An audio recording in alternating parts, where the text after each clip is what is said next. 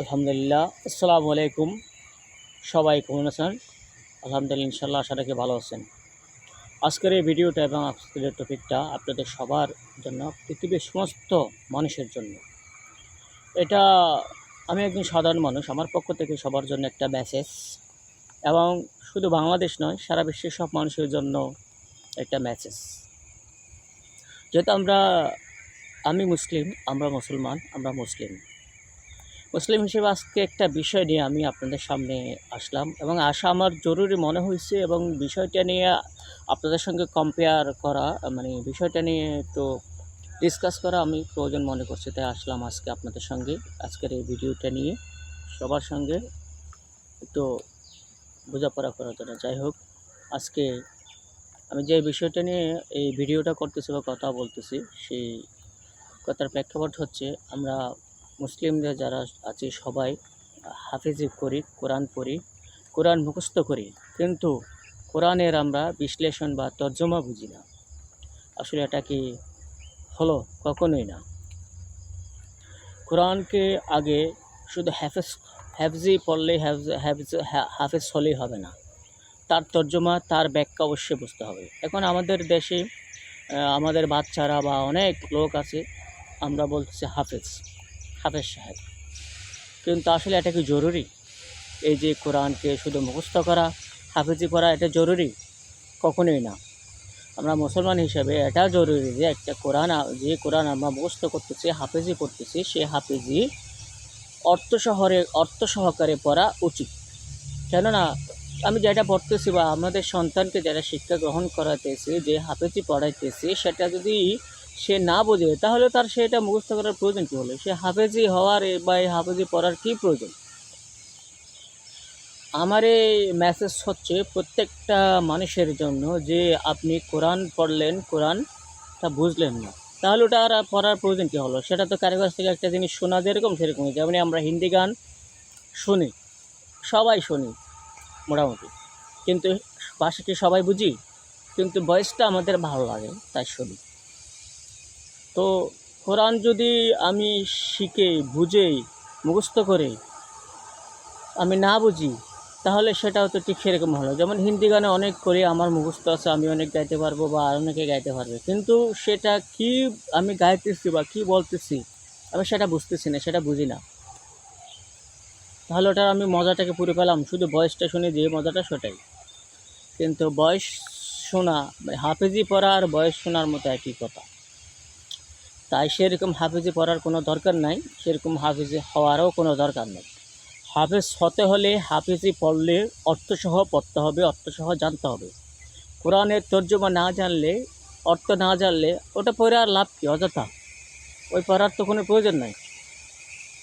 আপনি আপনার সন্তানকে হাফেজি মাদ্রাসায় দিলেন, সেখানে সে হাফেজ হইল, আপনি তার কাছ থেকে একটা আয়াত জিজ্ঞেস করলেন, জিজ্ঞেস করার পর তার কাছ থেকে অর্থটা জিজ্ঞেস করুন তো, সে জানে কি না? জানে না। তাহলে ওটা আর পড়ার প্রয়োজন কী হলো? জানার প্রয়োজন কী? তাই শিখতে হলে, জানতে হলে অবশ্যই অর্থসহ কোরআন মুখস্থ করতে হবে, অর্থসহ জানতে হবে, অর্থসহ বুঝতে হবে। তারপরে সেটা বোঝা, তারপরে সেটা প্রকৃতপক্ষে সফল একজন হাফেজ, বা তাকে হাফেজ বলা যাবে যে কোরআন বুঝে পড়তেছে। যে কোরআনটা বুঝতেছে না, তা সে কীরকম হাফেজ? সেটা শুধু মুখস্থ করলে হলো? মুখস্থ হলে কখনই হলো না। তাই কোরআন বুঝে পড়তে হবে। আপনি, আমরা যারা এই কোরআন শরীফ পড়তেছি, অনেকেই আমরা ১০০টার মাঝে একজন হয়তো আছে, যে একজনে পাওয়া যাবে কিনা সন্দেহ, যে কোরআন বুঝতেছে। তা আমরা এমনি পড়তেছি কোরআন পড়ার। আমিও ছোটোবেলায় মক্তবে গিয়েছি, কোরআন পড়েছি, কিন্তু আরবি পড়তে পারি, কিন্তু সেই পড়ার প্রয়োজন কী? লাভ কী? আমি যদি অর্থই না বুঝি, কী পড়তেছে, আমি কী বলতেছি, ওটার কী ব্যাখ্যা দাঁড়াচ্ছে, ওটা যদি আমি নাই বুঝি, তাহলে ওই পড়াটার কী প্রয়োজন? তাই আসুন সবাই, হাফেজি মাদ্রাসায় দিলে আপনার সন্তানকে আগে জিজ্ঞেস করবেন যে আমার সন্তানকে ওখানে তর্জমা সহ পড়বে না কোরআন কি এমনি পড়বে। তাহলে যদি তর্জমা সারা যদি হয় পড়ায়, তাহলে ওই কোরআন পড়ানোর আপনার ছেলেকে, সন্তানকে হাফেজি বানানোর কোনো দরকার নেই।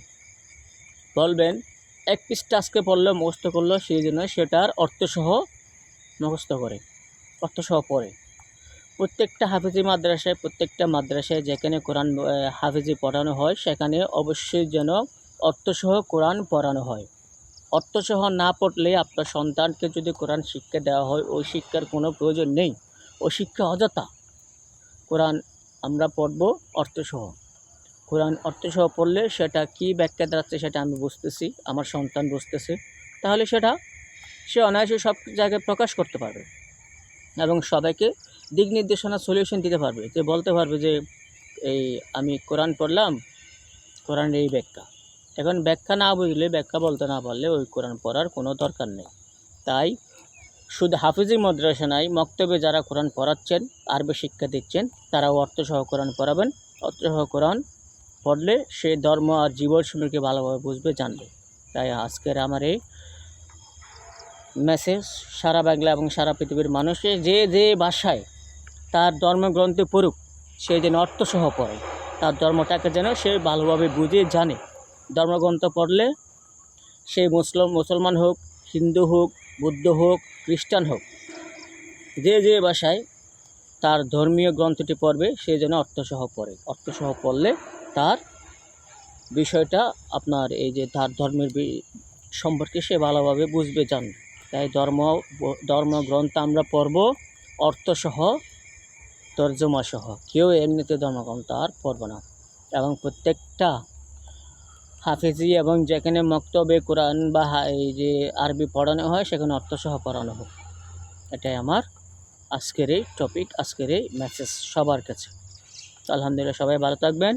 আমার পেজটি ফলো করবেন। আমার ফেসবুক পেজ হচ্ছে ফেস মিডিয়া টেক এবং ইউটিউব পেজ হচ্ছে @রিস বিডি ইনশাল্লাহ। টিকটক আছে, টিকটক হলো MD সাহা। আমার এই পেজগুলো ফলো করবেন, সবাই লাইক শেয়ার করবেন। আলহামদুলিল্লাহ, আল্লাহ হাফেজ, সবাই ভালো থাকবেন, সুস্থ থাকবেন। আলহামদুলিল্লাহ।